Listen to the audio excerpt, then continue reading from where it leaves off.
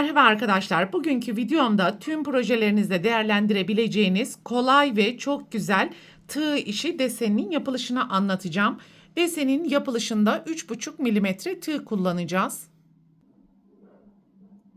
Desenin kurulumuna ilk düğümü attıktan sonra 2'nin katı kadar zincir yaparak başlayalım.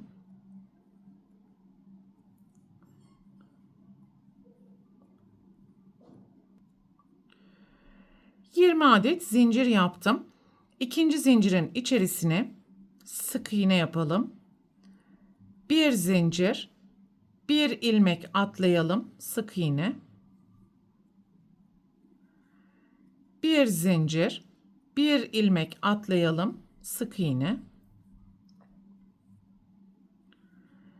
Bir zincir, bir ilmek atlayalım, sık iğne. Ve bu şekilde sıra sonuna kadar devam edelim.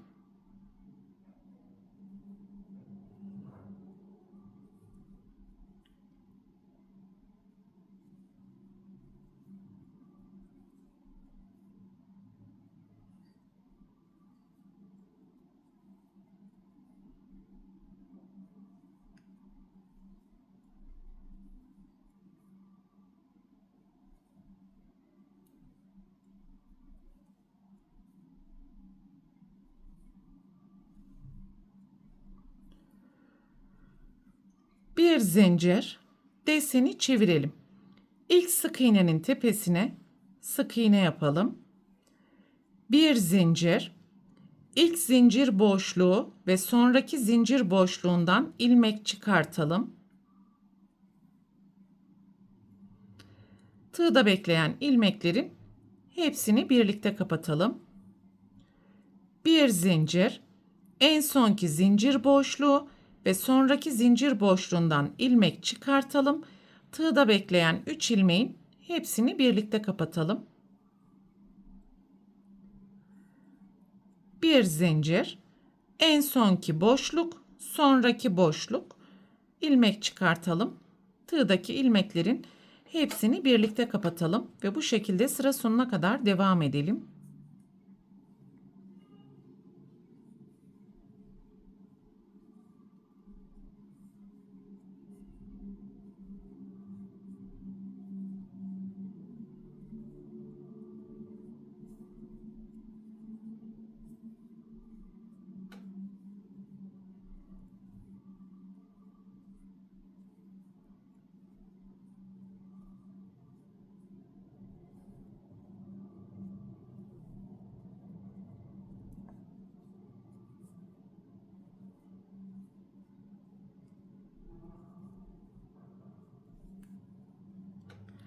Sıranın sonuna geldiğimiz zaman bir zincir yapalım ve son sık iğnenin tepesine sık iğne yapalım.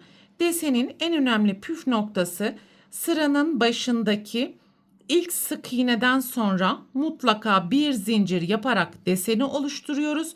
Sıranın sonunda ise son desenden sonra bir zincir yaptıktan sonra da sık iğneyi oluşturuyoruz arkadaşlar. Yani sıranın sonundaki ve sıranın başındaki sık iğneden sonra ve önce mutlaka bir zincir yapmalıyız. Bir zincir yaparak deseni çevirelim. 2 sırada bir desen kendisini tekrar edecek. Şimdi birinci sıradaki işlemleri tekrar edelim.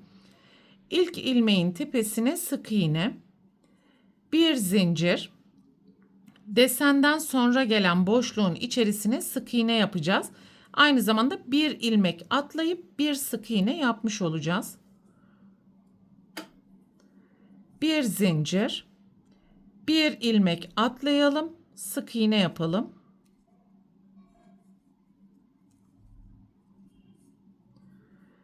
Bir zincir, bir ilmek atlayalım, sık iğne. Bu şekilde sıra sonuna kadar devam edelim.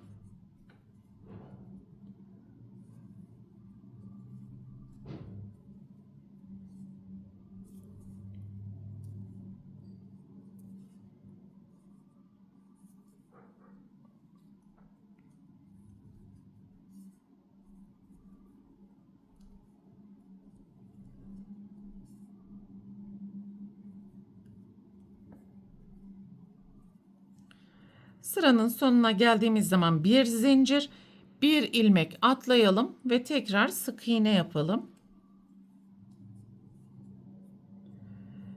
Bir zincir, deseni çevirelim ve ikinci sıradaki işlemleri tekrar edelim. İlk sık iğnenin tepesine sık iğne, bir zincir, ilk boşluktan ve sonraki boşluktan ilmek çıkartalım. Tığdaki bekleyen ilmeklerin hepsini birlikte kapatalım. Bir zincir, aynı ilmek, sonraki zincir boşluklarından tekrar ilmek çıkartalım. Tığda bekleyen ilmeklerin hepsini birlikte kapatalım. Bu şekilde sıra sonuna kadar devam edelim.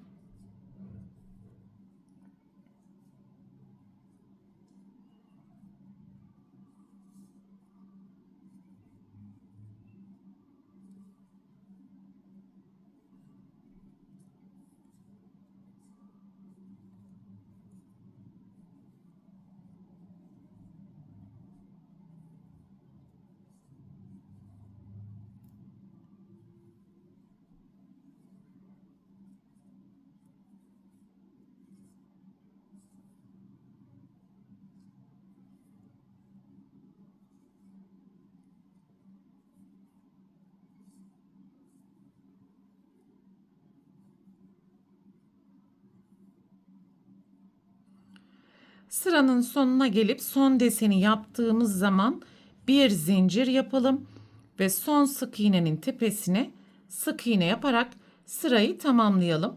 Bakın burada birinci desen sırasında 1, 2, 3, 4, 5, 6, 7, 8 tane desen oluşturduk. İkinci desen sırasında da 1, 2, 3, 4, 5, 6, 7, 8 tane deseni oluşturmuş olduk. Ve istediğiniz proje büyüklüğü kadar deseni bu şekilde yukarıya doğru yükseltmeye devam edebilirsiniz arkadaşlar. Kamera arkasında ben mavi renk ile de deseni ördüm. İsterseniz arka yüzden, isterseniz de ön yüzden deseni kullanabilirsiniz. Görmüş olduğunuz gibi gayet şık oldu.